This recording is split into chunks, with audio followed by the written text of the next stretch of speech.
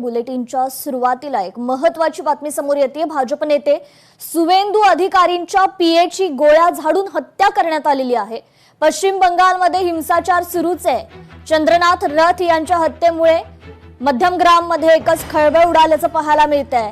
पश्चिम बंगालमध्ये गेल्या 2 दिवसात ही 5वी हत्या आहे। पश्चिम बंगालमधील निवडणुकीचे निकाल जाहीर झाल्यानंतर हा संघर्ष सुरू झालाय।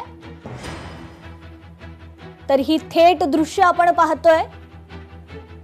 पश्चिम बंगालमधील या ठिकाणी भाजप नेते सुवेंदू अधिकाऱ्यांच्या पीएची गोळ्या झाडून हत्या करण्यात आलेली आहे। त्यानंतर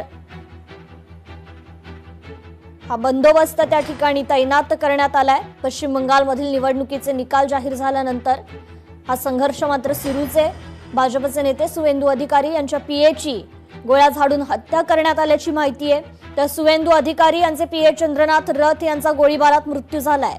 या घटनेमुळे मध्यमग्राममध्ये एकच खळबळ उडाली आहे। पश्चिम बंगालचे भाजपचे प्रमुख नेते सुवेंदू अधिकारी चंद्रनाथ रथ यांना ज्या रुग्णालयात दाखल करण्यात आलंय तर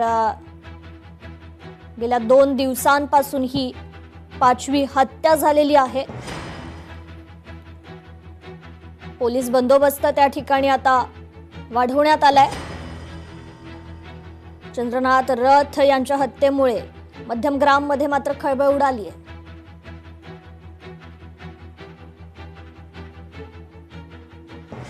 We have started the investigation.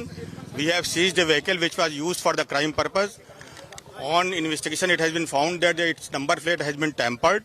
The vehicle, actually, the number plate that has been used belongs to a vehicle in Siliguri, but actually it is a tampered number. We have seized from the spot few fired cartridges as well as live rounds. We are processing the information that we have got so far, and at this moment I think it is the information this is the only information that I can divulge at this moment. लोकशाही मराठी ऐका, पहा, जागरूक रहा।